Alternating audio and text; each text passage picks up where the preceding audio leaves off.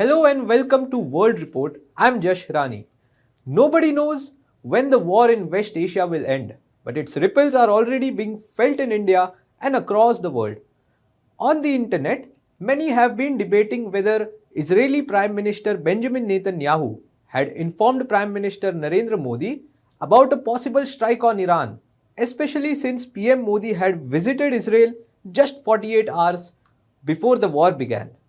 There has also been discussion in India about whether it was prudent for Prime Minister Narendra Modi to visit Israel at such a critical juncture and warmly embrace Benjamin Netanyahu, much like his high-profile embrace of US President Donald Trump a few years ago. Mr. Prime Minister, a Jerusalem main आपका स्वागत है, Knesset main आपका स्वागत है. Welcome to Jerusalem. Welcome to the Knesset. As we examine the evolving relationship between India and Israel, it is important to place it in a broader historical context and should be compared with the Indira-Arafat relationship, which I will delve in the later part of the video. India's ties with Yasir Arafat during Indira Gandhi's era were not merely symbolic. They were carefully calibrated, strategically cultivated, with a clear understanding that Soviet Union was the big brother backing Palestine. This awareness proved crucial as Soviet support played a decisive role for India during the 1971 war. Today, as India deepens its relationship with Israel, a similar strategic lens becomes essential, just as New Delhi once factored in the Soviet Union while engaging with Palestine. It must now account for its role of the United States, the big brother that underpins Israel and the broader Western Bloc. PM Modi, the first Indian Prime Minister to visit Israel, has clearly taken decisive steps in shaping India's foreign policy with respect to Israel. I bring with me the greetings of 1.4 billion Indians and a message of friendship, respect, and partnership. By embracing Netanyahu, he has signaled a strong, emphatic pro-Israel stance. At the Israeli Knesset, while expressing firm support for Israel, PM Modi made a particularly significant remark. He referred to the October 7 attack by Hamas as a terrorist attack. Honorable members, I also carry with me the deepest condolences of the people of India for every life lost and for every family whose world was shattered in the barbaric terrorist attack by Hamas on October 7. At first glance, this may not seem surprising. However, there is subtle but important messaging in this statement.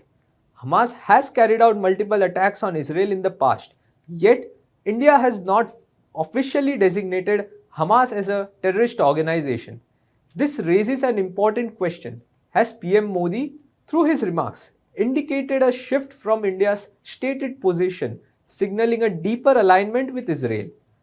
It is worth noting that when October 7 attack occurred in 2023, PM Modi did call it a terrorist attack, but he did not explicitly name Hamas. This time, however, he did so at the Israeli Knesset. This issue had also come up days after the attack on October 12, 2023, when a reporter questioned the MEA spokesperson Arindam Bagchi. The question was, just wanted to understand India's stance now. Considering the recent events, will India also go ahead and look at changing its stance, or maybe trying to suggest, as other nations are suggesting, that Hamas is a terrorist organization? To which the then MEA spokesperson Arindam Bagchi replied, on the issue of how we see Hamas, for example, as you're aware, the designation of a terrorist organization under Indian laws is a legal matter. And I would refer you, I think Milan, you asked, I would refer you to the relevant authorities in this. I think we've been very clear that we see this as a terrorist attack. But on the designation part, the relevant authorities best placed to respond to it. This evolving Modi-Netanyahu relationship brings to my mind another historically significant relationship, one that presents a striking contrast to today's geopolitical reality.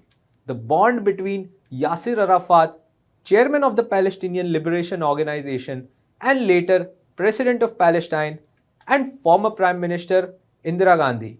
As former diplomat and minister Natwar Singh recounts in his book, "One Life is Not Enough," there was a dramatic moment during the Non-Aligned Movement Summit in India in 1983. Arafat was preparing to leave the summit. The late Satinder Lamba, or Sati Lamba as he was called, rushed to Natwar Singh in panic. Lamba said, "Sir, we have a hell of a problem on our hands." Yasir Arafat is most upset. He says he felt insulted by being asked to address the opening plenary session after the leader of the Jordanian delegation. Arafat had already alerted the crew of his aircraft and will leave New Delhi this evening. Natwar Singh writes that former Prime Minister Indira Gandhi asked Cuban President Fidel Castro to handle the situation. To watch the Cuban leader handle the temperamental PLO leader was an education. Arafat reached Vigyan Bhavan in record time. Castro asked him if he was friend of Indira Gandhi. Natwar Singh writes, the response was something along these lines. Friend, she is my elder sister and I will do anything for her. Next, Castro told Arafat, then behave like a younger brother and attend the afternoon session. It was over in 2 minutes. Arafat did as he was told. This episode highlights deep relationship India shared with the leaders of the Soviet bloc. These relationships were not accidental, they were carefully calibrated. India understood that while it engaged with smaller allied nations, the true anchor of that alliance was the Soviet Union, the central force holding it all together. And when the moment came, India leveraged this alignment effectively. This is perhaps best illustrated by the CIA documents from 1972, following the 1971 Bangladesh Liberation War. Few could describe the Indo-Soviet relationship better than an adversary of that time, the United States, which had actively supported Pakistan during the war. The documents dated December 4, 1972, examine the Indo-Soviet partnership, acknowledging initial frictions but emphasizing how both nations aligned decisively when the war became imminent in South Asia. The document says the Indo-Soviet Treaty of Peace, Friendship and Cooperation was signed in August. It was called for immediate consultations in case either India or Soviet Union were attacked or threatened, and for both sides to refrain from giving assistance to any third power engaged in an armed conflict with the other. When the war finally erupted in December, Soviet support for India was all that the leaders in New Delhi could have desired. The Soviets had already stocked the Indian arsenals and most likely promised to replace material lost in the war. In addition, Moscow promised to veto any draft submitted to the UN Security Council that called either for troop withdrawal before the Indians had accomplished their objective or for a political settlement that was not acceptable to the Bengalis. Finally, Kremlin's propaganda machine was turned up full blast on behalf of New Delhi, and warnings to outside powers to stay out of the conflict were beamed directly at Peking. For their part, the Soviets asked two things: that the Indian armed forces accomplished their goals quickly and that they confine their objective, the liberation of East Pakistan.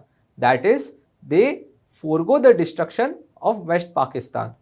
During the same period in 1970-71, another major event unfolded in West Asia, popularly known as Black September.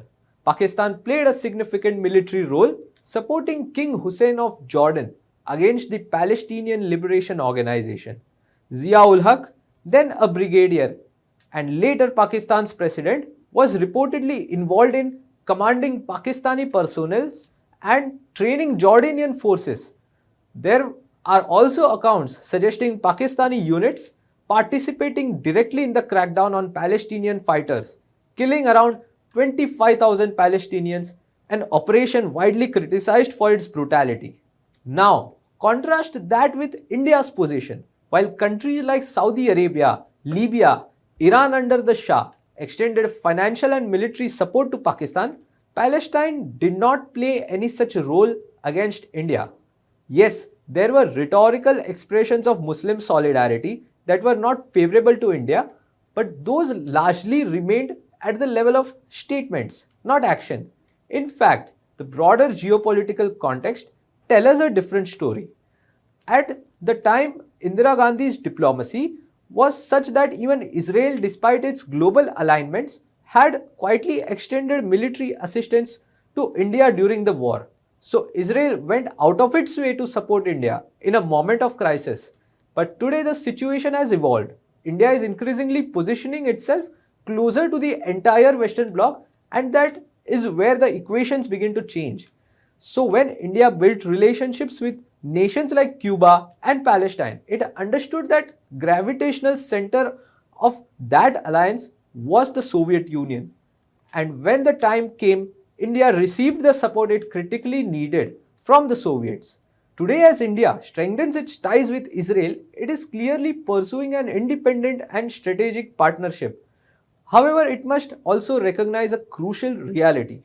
Just as the Soviet Union was central to Palestine's alliances, the United States remains the central pillar of Israel and the broader Western bloc.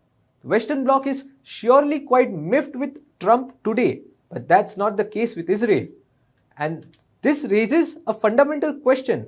Will United States stand firmly with India in times of need as Soviet Union once did? The Soviet Union possibly wouldn't go so close to Pakistan as Trump today is going while he pushes India aside. Because as Henry Kissinger famously said, it may be dangerous to be America's enemy, but to be America's friend is fatal.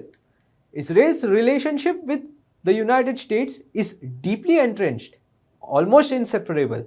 And while Israel may be a valuable partner for India, the role of the United States in this equation cannot be ignored.